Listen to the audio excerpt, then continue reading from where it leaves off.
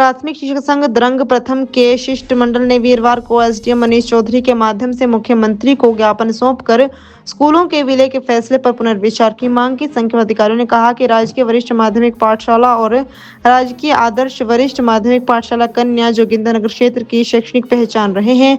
उन्होंने कहा कि बॉयज स्कूल 98 वर्षों की गौरवशाली परंपरा पूरी कर चुका है। संघ ने मांग की कि कन्या स्कूल को सीबीएसई तथा बॉयज स्कूल को हिमाचल प्रदेश शिक्षा बोर्ड के अंतर्गत ही संचालित रखा जाए।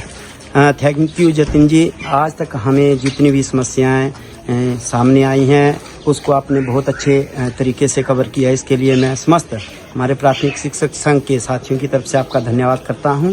और आज हम प्राथमिक शिक्षक संघ द्रंग प्रथम के समस्त पदाधिकारी, आदरणीय खंड प्रारंभिक शिक्षा अधिकारी, आदरणीय केंद्रीय मुख्य शिक्षक और अन्य शिक्षक जो हैं, जो हमारा बॉय स्कूल जो है और गर्ल्स स्कूल जो हैं वो सीबीएसई के अंदर विलय किया गया है, उसके संदर्भ में हमने माननीय मुख्यमंत्री महोदय जी को एसडीएम महोदय जी के माध्यम से ज्ञापन सौंपा है। जैसा कि विदित ही है कि सीबीएसई जो सरकार की एक महत्वपूर्ण पहल है और हम समझते हैं कि शिक्षा के क्षेत्र में इससे गुणात्मक सुधार होंगे, बहुत अच्छे परिणाम हमें आने वाले समय में देखने को मिलेंगे। लेकिन समस्या यहाँ पे ये हुई कि हमारे जो दोनों पाठशालाएं हैं, ये इनका चाहे वो इंफ्रास्ट्रक्चर के हिसाब से चाहे एनरोलमेंट के हिसाब से काफ़ी यहाँ संख्या थी। और जैसे ही सीबीएसई अनाउंस हुआ और उत्साह जो है हमारे जोगिंदरनगर के वासियों में इससे फैला और बहुत ज़्यादा संख्या में एडमिशन्स हुई।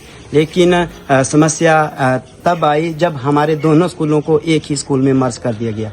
हम चाहेंगे कि हमारी दोनों पाठशालाएं हैं, इनका गौरवमयी इतिहास है और काफ़ी समय से आपने देखा होगा कि जो हमारे अनमोल मोती जो हैं यहाँ जोगिंदरनगर से, चाहे वो किसी भी ऊंची पोस्ट पे है, लगभग इन्हीं दोनों स्कूलों से पढ़कर गए हैं और अभी अगले 2 वर्षों में लगभग ये अपने इतिहास के गौरव में 100 वर्ष पूर्ण करने हमारा बॉय स्कूल जा रहा है। तो हम चाहेंगे कि एक हमारा जो गर्ल्स स्कूल है वो सीबीएसई रहे और जो हमारा बॉय स्कूल है वो एचपी बोर्ड की तर्ज पे जो है इसको चलाया रखा जा सके। अगर हाँ कभी भविष्य में जरूरत होती है तो भले ही इसे भी सीबीएसई में मर्ज कर दिया जाए, क्योंकि ये बहुत जल्दी लिया गया निर्णय है और हम सच में ही चाहे वो हमारे ग्रामीण पृष्ठभूमि के लोग हैं, गरीब लोग हैं, उन्हें भी सीबीएसई पाठशालाओं में पढ़ने का मौका मिलेगा। लेकिन हम अभी भी बहुत से हमारे ऐसे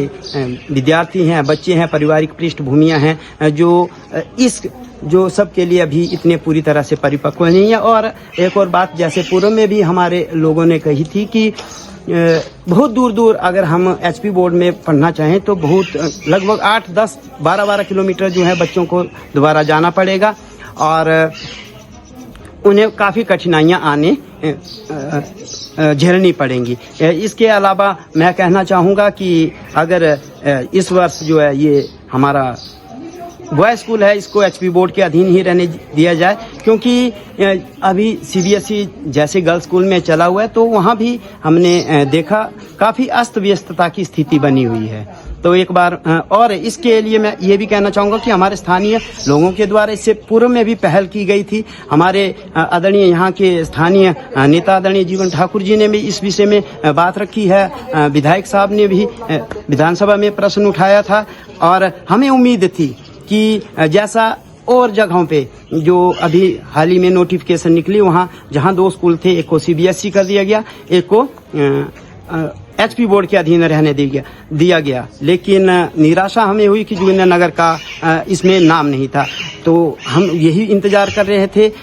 एक बार पुनः मैं आपके माध्यम से और अपने साथियों के माध्यम से सरकार से रिक्वेस्ट करते हैं हम लोग कि एक बार इसमें जरूर जो ध्यान दें और हमारे जो समस्या है इसको निजात दिलाएं, क्योंकि गुणात्मक शिक्षा तभी होगी जब हमारा दोनों पाठशालाएं जो है सुचारू रूप से चलेंगी। धन्यवाद।